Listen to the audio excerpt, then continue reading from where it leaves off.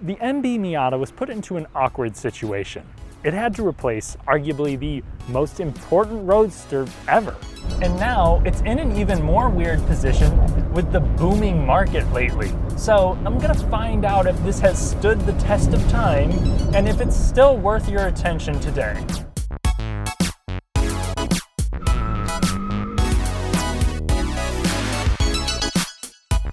If you enjoy fun, detailed car content without the fluff, consider subscribing and hitting the bell. With the NB Miata trying to follow in the footsteps of the NA, it almost feels like a beloved character being replaced by a different actor mid-series. Mazda's goal was to make the car safer and more up to the times without straying from most of the aspects of the original, and they succeeded. And in the US, there actually was a year hiatus between the NA and NB. So there was no 1998 model. This car lasted from 99 to 2005 in the States, with a Mazda Speed variant coming out there for 2004 and 2005. The car next to me is a 1999 model. This year didn't really have trims. There were just many packages that you could add on if you choose to. From 2000 to 2005, things were a little bit more simple. You had the base cars, and then you had the LS, with a few packages remaining so you could configure the Miata the way you wanted. The thing most people were sad to see go were the pop-up headlights of the first generation. That was due to new pedestrian safety regulations. Who would have known that such an innocent-looking car was such a threat to civilians? If you want a car buying experience that's a bit more friendly than pop-up headlights to the leg, check out Royal South Toyota, the nice dealership in Bloomington, Indiana that let me test this very well-maintained Miata that is also up for sale. The staff is attentive and their inventory is quite diverse. If you're in the market, check them out. For the entire duration of the NB, you had the same core engine as the NA, which was a 1.8 liter iron block dual overhead cam 4-cylinder. For 99 and 2000, it made 140 horsepower, 119 pound-feet of torque. And this was all routed through either a 5-speed manual or a 4-speed automatic in those first 2 years. But a 6-speed manual came with the 10th anniversary car and a special edition. In 2001, it became an option.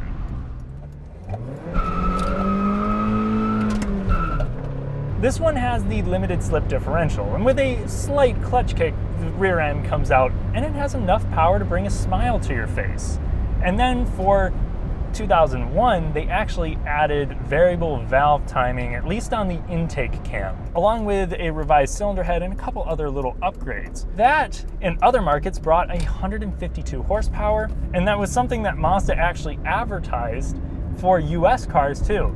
But it was actually 140. And so I've never heard this before, but Mazda actually retracted that statement, corrected themselves, and then offered consumers who had already bought the car the chance to basically buy it back. I mean, I guess it's like annoying, but I can't imagine buying a Miata and then being like, you guys lied about 10 more horsepower, give me my money back. So anyway, if you read that, it's incorrect. You actually only have 142 horsepower in the US specs. In this car, peak horsepower comes in at 6,500 RPM. Redline is at 7,000. So now I am going to turn on boost. There's no traction control or any sort of additional features there. I don't even think ABS comes on this thing. And we're gonna see what this thing can do to 60. Admittedly, I have not launched this car yet, and when these were new, they were putting up 0 to 60 times of around 7.8 to 8 seconds. It is 90 degrees out and rather humid, so we have a DA of 3,700 feet. This ain't gonna be good, but this is about as realistic as it gets. Also, these were all supposed to come with an a sport exhaust system.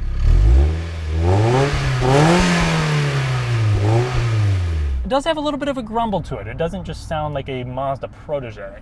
Line up, about 2,500 RPMs. Bogged down there.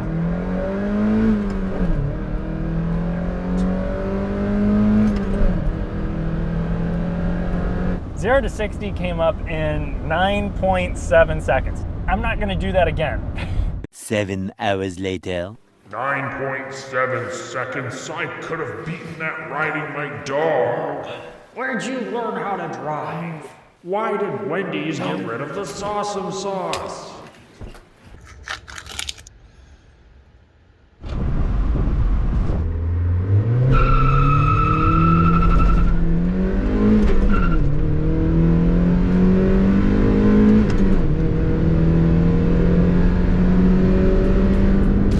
this has such little power at the low range, for my second try, I was more aggressive on the launch and this yielded a much better result. With a little more time behind the wheel and less heat and humidity, an 8-second flat run should be possible, even now 20-something years later. But that said, still in pretty hot conditions, I was able to get 7 flat out of an old MR2. That definitely feels more peppy than this, probably because it's just a touch lighter. This is 2,300 pounds.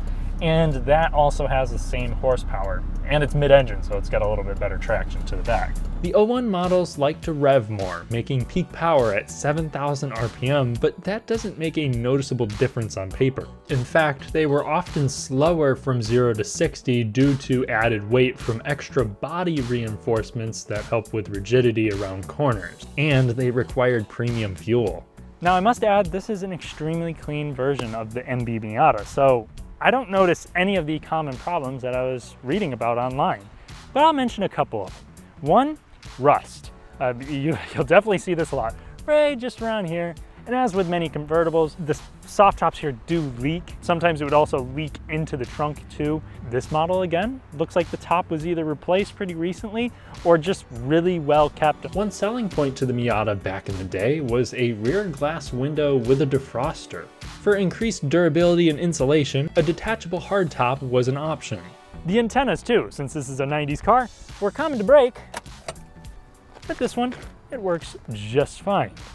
Power locks were an available option, and this car does have that. And one thing I must add, surprisingly, the door handles have a nice little click to them. The build quality of this is actually better than I thought, so long as you're not beating this thing without mercy. I've seen a lot of rough NBs. This one's completely subjective, so tell me your thoughts in the comment section, but I actually like how the NB Miata looks overall compared to the NA. It has a more aggressive looking stance without coming off bloated. It still remains pretty close to the original car's dimensions, 155 inches long, just 48 inches tall. It's a tiny car, but it's got enough swoopiness in the design to make it pretty attractive. My tester has the first appearance package, which grants some ground effects, but depending on the option package equipped, or if the previous owner got bored, the Miata got a nice little spoiler. The 5-speed manual transmission in here is a delight. The gearing is aggressive, and if you went with the 6-speed, you would get even more mechanical leverage on hand. But the thing is, with the 5-speed here, cruising at 60 miles per hour, you will be over 3,000 RPM. So take that into account if you plan on doing a lot of long-haul travel. But the clutch is just perfect. It's pretty short. This one has just a little bit of play on the top there. Again, we're gonna expect some sort of quirks here with it being a little bit older. Some cars did suffer from some slave cylinder issues, but the transmission overall is pretty stout. And the clutch gives you so much feedback, as does the shifter. It's a just really inviting feel. Perfect positive engagement, just a little bit of notchiness thrown in there to give you some reassurance that you're in a gear, and it all just operates very smoothly. That was one thing that when they're going from the NA to the NB, they tried to improve that, and I do feel it here in the transmission. I only drove one NA, and that didn't even have power steering, which power steering in this became standard in 2000. And that car was just a little bit more raw, and this still retains that nature, but with less of the drawbacks. Noise levels and refinement are still low points for the NB. The interior quality is a touch better than what I expected though from a 90s roadster. The interior of the MX-5 Miata is actually big enough for my 6'3" frame. If you're driving long distances and you're pretty tall, the constant bend in the knees here might get old. If you got size 13, 14 feet here, the pedal box can be a little tight if you're trying to heel toe downshift. In fact, I'm like just trying to roll my foot there, and it does take some getting used to for sure.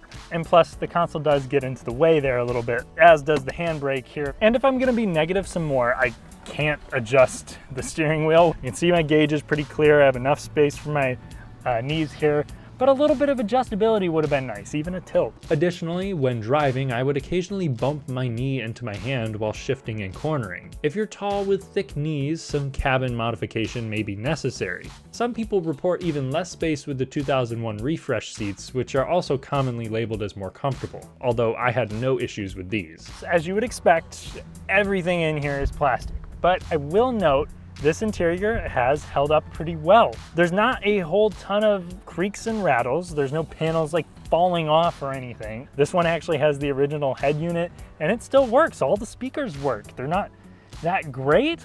And this might be the upgrade system here. I don't really even know how to check, to be honest. And the steering wheel too is held up really well. I like this one. This is part of an optional package as well, the Nardi Torino wheel. And if you got a 2001 model, that was the refresh there, you got a revision on this interior. Everything in here is analog, but it's laid out really well. I like that the radio's up here. If you're in the MR2, the radio's like way down here. And while we're talking ergonomics, the shifter falls right to hand. The steering wheel falls exactly where I want it to. Even being this tall, it doesn't feel like I'm too far away from it. There are still some weird parts. Like to open this center console here, the button's way back here. So you're kind of have to reach behind yourself to get it, which seems nonsensical. And in there, you'll find the fuel door and trunk release. Plus, not one, but 2 cup holders when you include this sneaky one. But storage in here is still pretty good. This one has a little strap system, so you can throw stuff in there. You got little door pockets, and they are little. A little shelf below the radio, and a glove box. Plus, if you're not using your top, you have a nice little shelf there. And while I'm talking about the top, it's very light. You can throw it up pretty quick. You have 2 attachment points right here. This model does have power windows. That was obviously an option, and those power locks. But one thing I'd like to point out, the door handles. Look at how tiny they are. And something that looks more appropriate in a Power Wheels product than a Mazda. And while we're talking quirks, these little vents, I feel like this is something nobody does anymore because most of the time they break, but all of them work here and they just kind of float around. And since a lot of these features were optional packages, some of the placements of things are just weird. Like the cruise control, you turn on, it's down here next to the dimmer switch for the gauge cluster. And then on the other side is the switch for the power mirrors. The last thing I want to talk about is seat comfort, and that is pretty good.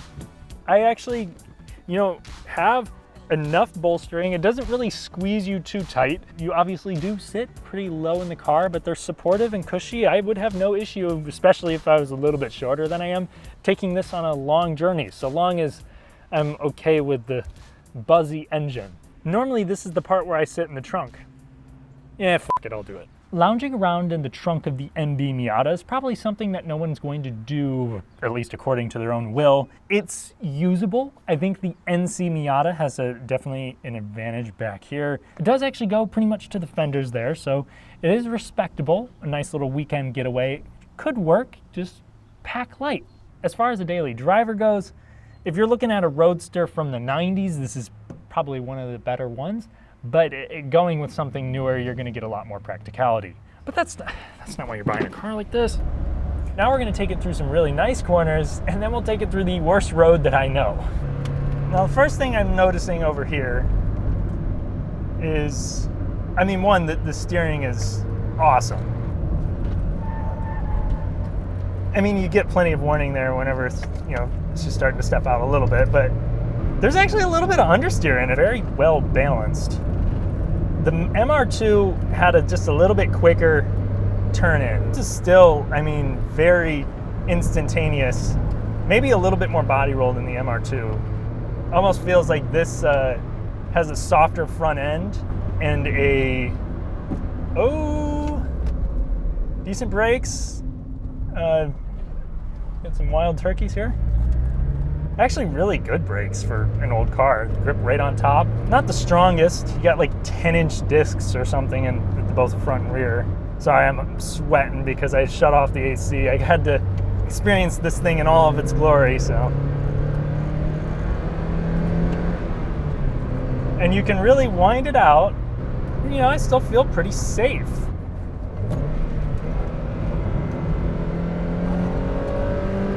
Yeah, unless you're like clutch kicking the thing, this back end is not going to come out. What I mean is that you can be near the limits, floor it, and the car grips and goes. Brake right and the car will give you the rotation that you want. You feel it happen because there's perceivable body roll. For more composure on post-refresh or NB2 cars, you could opt for the suspension package, which includes a strut tower brace, Bilstein suspension, and a limited slip differential. The LSD was standard on the LS and available in numerous packages for $99. I might have had limited time time with it, but I had a great road, and this really becomes a blast as the car feels natural. While the ratio isn't super quick, the legendary steering feel is second to only an NA Miata I drove without power steering. It communicates the road surface and the load on the front wheels remarkably well. I mean, it makes you feel pretty confident driving this thing. You can just keep going. It's not really something that I'm thinking too much about. I mean, you can see I'm sweating like a dog right now. Actually, dogs don't sweat, but I'm sweating pretty hard, and that's just because of the temperature. This is actually a very nice and pleasing experience in that transmission too. Even when you're on the straights, you're still having fun because you got to work the car. The throttle response is actually pretty good. The engine responds immediately. It just doesn't have that much torque if you're not in the right gear. Flip the throttle and the revs jump up for a quick downshift. Pushing the clutch and the RPMs drop at a moment's notice. It's a great handling car with a sensory experience, yet it is one that could and was improved. This feels agile, but the NC was a little more precise, with a suspension that felt more glued to the ground on perfect and imperfect road surfaces, despite also being a little more forgiving. Now, comfort. This is a rough road. We have our nice little 15-inch wheels here, and they do an okay job of absorbing impacts. But the suspension in here, I mean, it's rough. You can see it in the camera. It rides firm. Now, it's still got some body motion. Hitting these bumps, it doesn't seem like I'm bottoming out, even though some of these are But yeah, definitely the NC Miata is going to be a more comfortable cruiser if you have some pretty bad roads around you like this one. Ooh! Going over this really harsh pavement, the car is not doing anything weird. I'm not hearing a whole lot of clunking. And that reflects the Miata's durability. It's a reliable car, maintain it well, and you can really abuse it. The most notable problems are things like the camshaft angle and crankshaft position sensors failing, valve cover gaskets leaking, coil packs failing on NB1 models that can eventually cause catalytic converters to clog with unused fuel, and thrust bearing failures. The latter would grant a full engine replacement that was also for NB1 cars only, and typically happened at low mileage, so it's not much of a worry now 23 years later. This was a robust car, built to be up to the task of being a weekend toy or a track machine. The cheap, easy to work on nature combined with plentiful aftermarket support makes this among the best platforms out there for someone trying to get into motorsports. In fact, that's the main person I recommend this for. It's rewarding to drive, balanced, communicative, has good steering angle for drifting or autocross, and excellent throttle response for the technical stuff. There's no doubt in my mind that the NB Miata will go on to be a classic. It was a great sequel to the original, picking up where the last car left off without mucking up any of the things that made the first so special. This kind of well-engineered, reliable roadster with a whole lot of soul will never go out of style. But now for the hard truth. A few years ago, you could pick up a decent NB for $3 or $4 grand and have an imperfect yet mechanically sound fun machine. Now you'd be lucky to find that same car for twice that. In fact, it's not uncommon for NB Miatas with under 100,000 miles to be priced into NC territory, which was a big leap forward for Mazda. That car is better in most statistical and tangible ways. Forgive me, Miata gods, for this analogy, but buying an NB Miata is like eating at Subway. If you have coupons and make your decision wisely, you can get a lot of sandwich for the money. But if you decide to treat yourself and get a Cali fresh footlong meal, yes, you still get a lot of food, but you could have gotten just as much with better quality at a similar price down the street. That said, it's a car that I can recommend easily because I just can't imagine regretting having one of these in my garage or apartment parking lot, even if you have to pay more to play. But one question remains. How much is too much? Thanks for watching.